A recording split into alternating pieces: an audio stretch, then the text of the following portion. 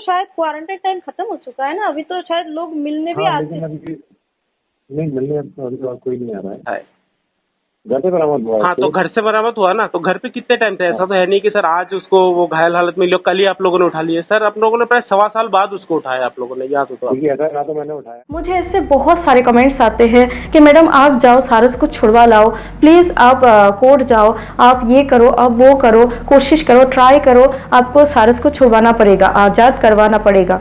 इसलिए सारस को फ्री करवाने के लिए मैंने और मेरी टीम ने एक कोशिश की, छोटी सी कोशिश है जो आज आप लोगों के साथ में शेयर करने वाली हूँ, क्योंकि आप लोग मेरे साथ दे रहे हो, इसलिए आप लोगों को ये सब चीजें जानना बहुत जरूरी है। आप लोगों का हक है ये जानना। मैं जितना ज्यादा सारस के बारे में रिसर्च कर रही हूँ, मुझे उतना ही ज्यादा उसके लिए बुरा लग रहा है। सच में मुझे बहुत तकलीफ हो रही है सारस के लिए।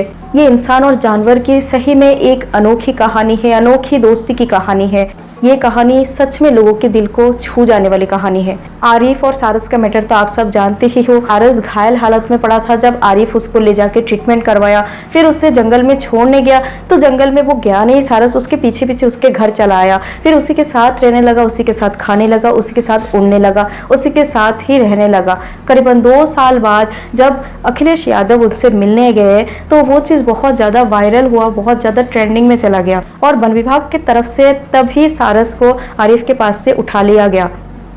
उसे चिड़ियाघर में कैद कर लिया गया, 15 दिन का क्वारंटाइन में रखा गया, कह के अभी 2 महीने से ऊपर है, सारस को छोड़ने का कोई नाम ही नहीं ले रहा है। बीच में एक बार सारस चिड़ियाघर से भाग गई थी आरिफ के लिए, फिर वापस से उसे पकड़ के चिड़ियाघर में ले जाके कैद कर लिया गया। एक कमेंट मेरे पास ऐसा भी आया, सारस 33,000 फीट के ऊपर उड़ने वाला पक्षी है, वो कभी भी बंद हालत में नहीं रह सकता। तो इन सब चीज से, इन सब मैटर से आप लोगों को ये पता चल गया होगा कि सारस के साथ जो भी कुछ हो रहा है वो सही नहीं हो रहा है। उसे आज़ाद कर देना चाहिए, उसे चिड़ियाघर से आज़ाद कर देना चाहिए, उसे आरिफ के पास छोड़ो या जंगल में छोड़ो। मतलब मेरे कहने का मतलब यही है, उसे खुला छोड़ देना चाहिए। तो इसीलिए क्यों सारस को इतने दिन तक कैद रखा गया और अभी भी छोड़ा नहीं जा रहा है, इसलिए हमने एक स्ट्रिंग ऑपरेशन चलाया। मैंने और मेरी टीम ने मिलकर एक स्ट्रिंग ऑपरेशन चलाया। हमने असली वजह जानने के लिए कानपुर जू के चीफ अधिकारी से बात की। इतने दूर बैठ के तो मैं फोन से ही बात कर सकती थी। मैंने और मेरी टीम ने मिलकर फोन पे बात की, उनसे कुछ बातचीत हुआ जो आप लोगों को अभी मैं सुनाऊंगी। आप लोगों को बहुत कुछ इस चीज से समझ में आ जाएगा।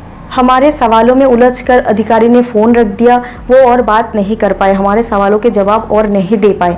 और इन सब के पीछे किसका हाथ है और अब हमें क्या करना चाहिए, आज की इसी वीडियो में आपको सब कुछ बताऊंगी। इसीलिए वीडियो को लास्ट तक जरूर देखना और कॉल रिकॉर्डिंग ध्यान से सुनना। सारस को आजाद करवाने के लिए हमने ये चीज किया, हमें ये चीज करना पड़ा। अगर इस चीज से किसी को बुरा लगे तो उनसे मैं तहे दिल से माफी मांगना चाहूंगी। हेलो, नमस्ते सर, मैं राजस्थान से बात कर रही हूँ।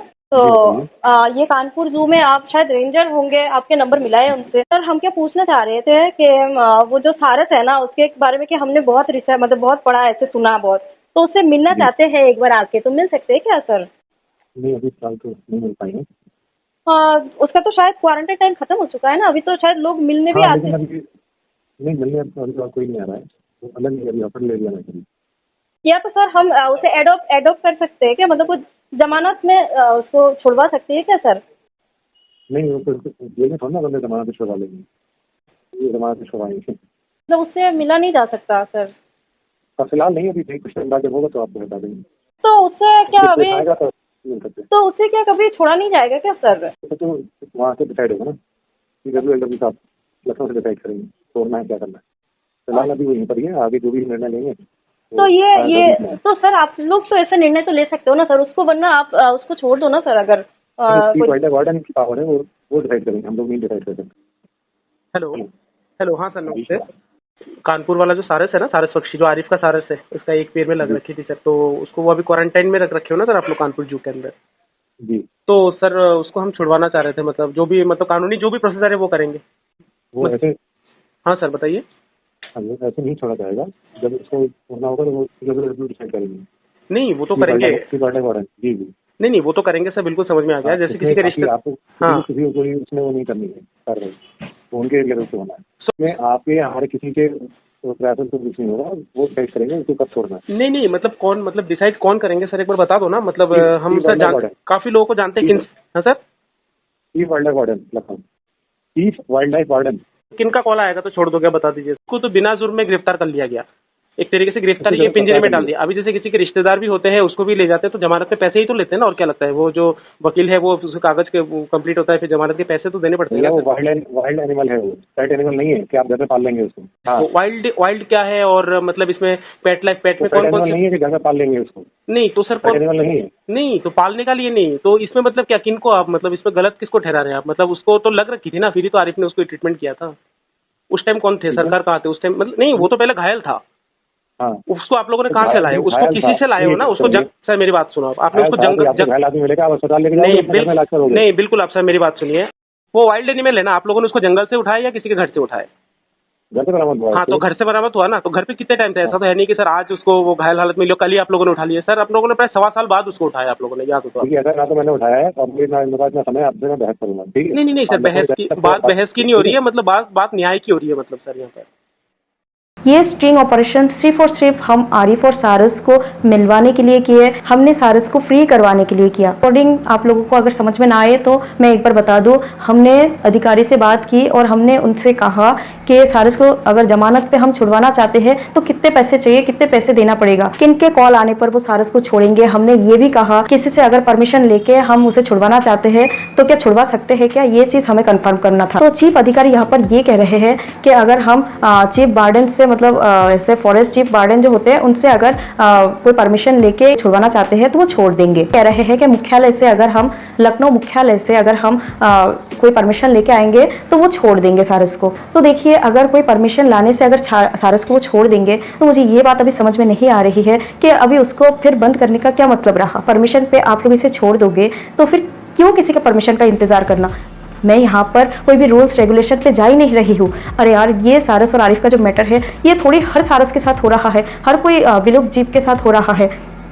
ये लाखों में एक ऐसा एक्सेप्शनल केस है, ये हजारों में एक ऐसा एक्सेप्शनल केस है। अगर आप सारस को थोड़ा सा लिबरली देखोगे, अगर ये इस मैटर को आप लोग थोड़ा सा रूल्स के बाहर जाके इंसानियत के नज़रिए से अगर देखोगे तो क्या प्रॉब्लम हो जाएगा।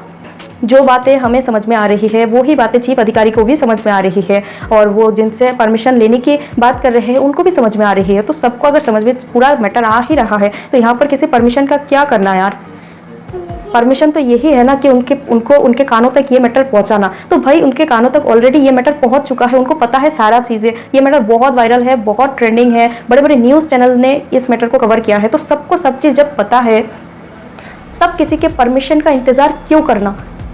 आरिफ से मेरा दरखास्त है कि वो अभी अखिलेश यादव उनके पास ना जाके अगर सही में सारस को फ्री करवाना है तो उनको योगी जी से बात करना चाहिए, क्योंकि ये सारा कुछ योगी जी के ही हाथ में है। वो ही यहाँ पर सारस को फ्री करवा सकते हैं। मेन प्रॉब्लम अखिलेश यादव का सारस से मिलने से ही स्टार्ट हुआ है।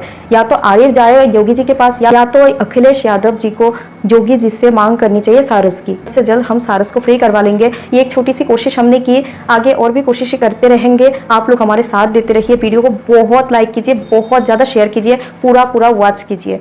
मैं रश्मि मिलती हूँ एक नए वीडियो में। Thank you for watching.